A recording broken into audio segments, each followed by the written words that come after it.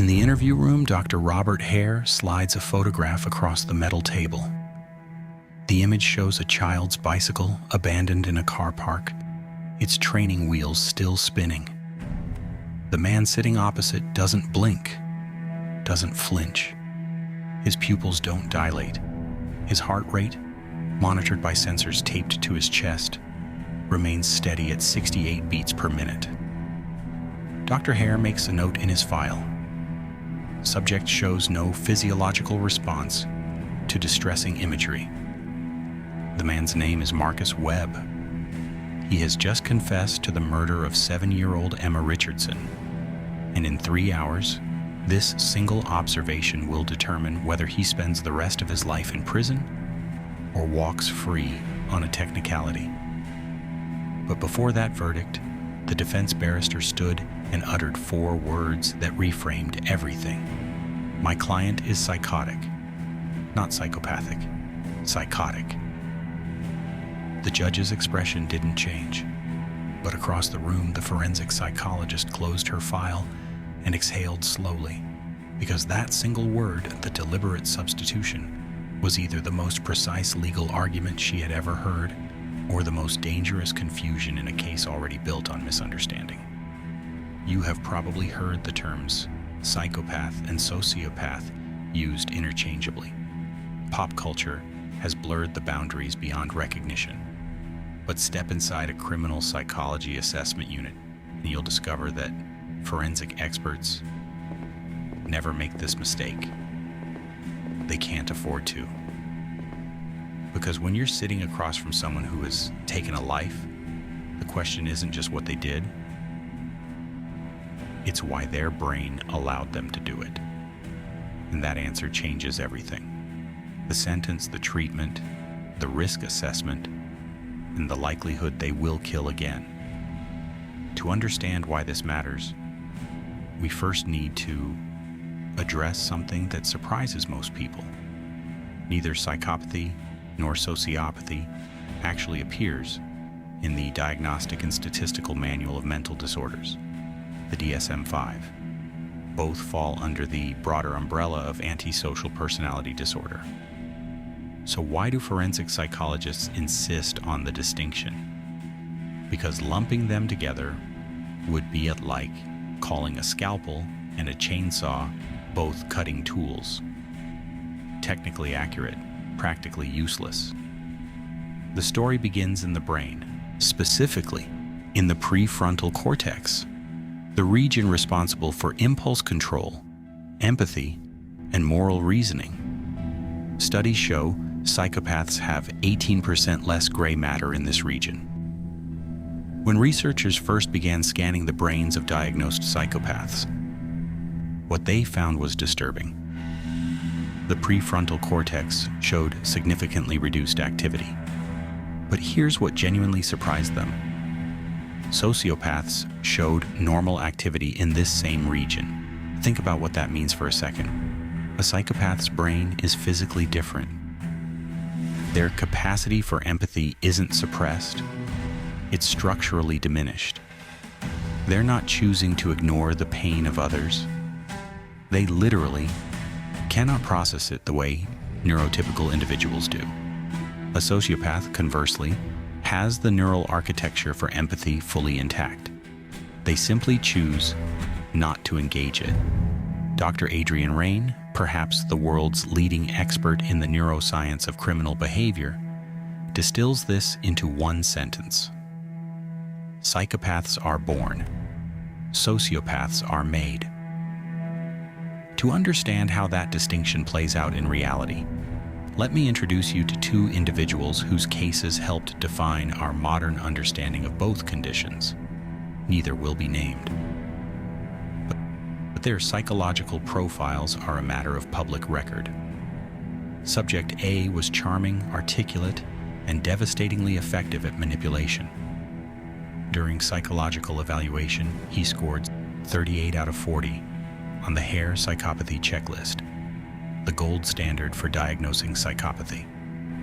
He had murdered 3 people over 5 years, yet showed no emotional response when discussing his victims. What struck the evaluating psychologist wasn't his coldness.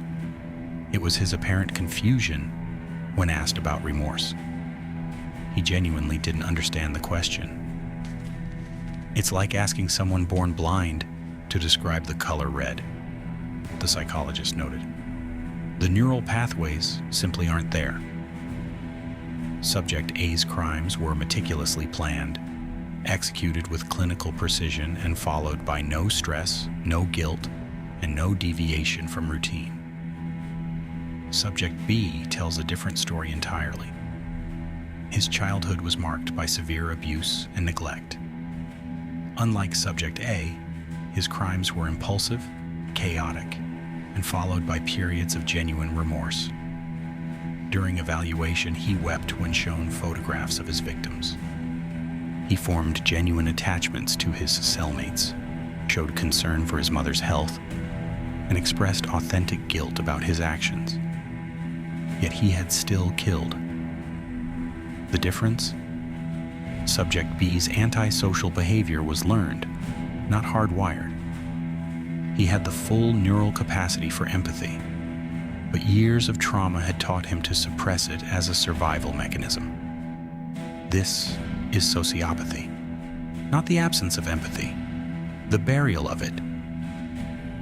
The legal system, however, treats these two individuals nearly identically, despite their fundamentally different neurological realities. Same sentences, same facilities, same treatment programs. It's like prescribing the same medication for a broken bone and a bacterial infection. The symptoms may look similar. The underlying cause couldn't be more different. Consider what happens in rehabilitation. Subject B, the sociopath, showed remarkable improvement in therapy. His capacity for empathy, though damaged, could be slowly restored through consistent intervention. He learned to recognize his triggers, develop healthier coping mechanisms, and gradually rebuild his ability to form genuine emotional connections. Subject A showed no such improvement. Not because he was unwilling to participate, but because the neural foundation necessary for empathy simply wasn't there to rebuild. Traditional therapy, which relies on developing emotional insight, was like trying to teach someone to see color through a blindfold. This difference extends far beyond prison walls. Studies suggest only 1% of psychopaths commit violent crimes. Many psychopaths never offend at all. They become successful CEOs, surgeons, or lawyers, professions that actively reward reduced empathy and heightened focus on personal objectives. Dr. James Fallon, a neuroscientist who discovered his own brain matched the psychopathic pattern, describes it this way: "I have the brain anatomy and genetics of a psychopath, but I was raised in a loving, stable environment. I never hurt anyone because I never needed to." Sociopaths, by contrast, struggle to maintain this kind of controlled social performance. Their emotional volatility creates investigative trails, witnesses who remember their erratic behavior, digital footprints of escalating instability, and a tendency to confess under pressure because guilt, however buried, is still present. The genetic evidence supports this distinction at the deepest level. Twin studies show psychopathy is 45 to 65% heritable. Family studies reveal that biological relatives of psychopaths show significantly higher rates of antisocial behavior, even when raised in entirely different households. Sociopathy, conversely, correlates far more strongly with environmental trauma. Identical twins separated at birth show dramatically different rates of sociopathic traits, when one experiences severe childhood abuse and the other does not. This is why the warrior gene research matters. A variant of the MAOA gene, associated with aggressive behavior, only correlates with violence when combined with childhood trauma. Individuals with both the warrior gene and childhood abuse show 13 times higher rates of violent behavior. The difference isn't just neurological, it's biographical. Which brings us back to Marcus Webb. His PCLR score, 28 out of 40, sat in the ambiguous zone, high enough to indicate significant psychopathic traits, not conclusive enough to close the case. His amygdala showed reduced activity consistent with psychopathy, yet his responses during discussions of his childhood trauma revealed something else entirely: retained capacity for pain.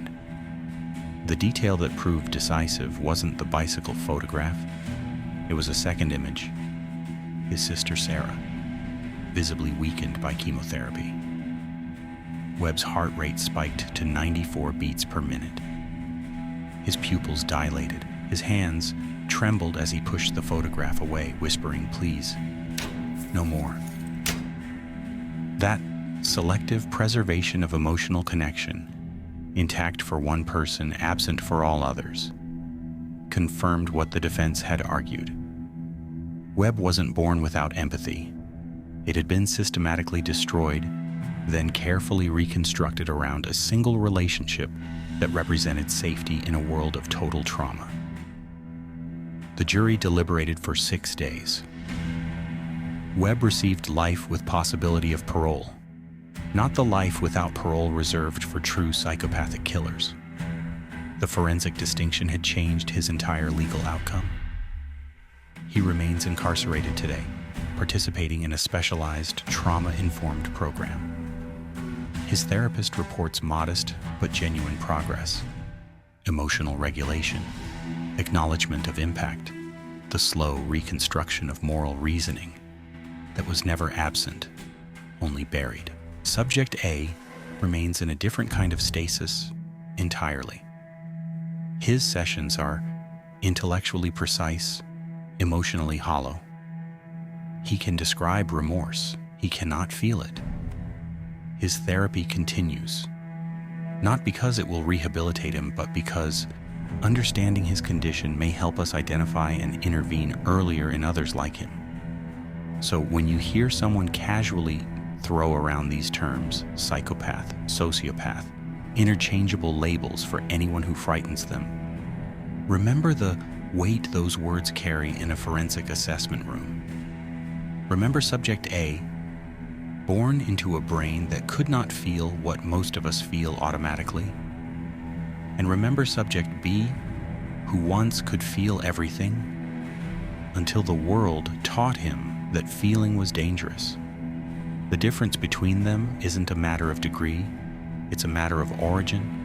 And in the justice system, in the therapy room, and in any honest conversation about human behavior, that origin changes everything.